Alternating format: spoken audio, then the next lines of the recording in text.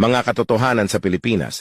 Alam nyo ba na sa Pilipinas ka lang makakakita ng makiki-birthday na walang dalang regalo pero may dalang supot? Alam nyo ba na sa Pilipinas ka makakakita ng walang trabaho pero araw-araw lasing? At alam nyo ba na sa Pilipinas ka makakakita ng mga babaeng nagpipills kahit nasa abroad ang mister?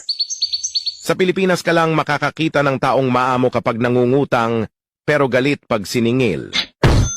Pag ang tropa mo natalisod, imbis na tulungan mo, tatawanan mo pa. Hahahaha, tanga amputs!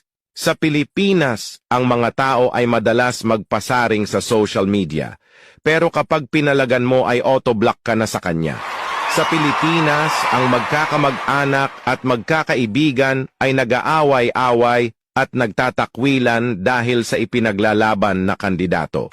At sa araw ng botohan ay pipicturan ang daliri na may tinta at ipopost sa social media na may caption na done. Sa Pilipinas, ginagawang remote office o review center ang mga coffee shops. At only in the Philippines,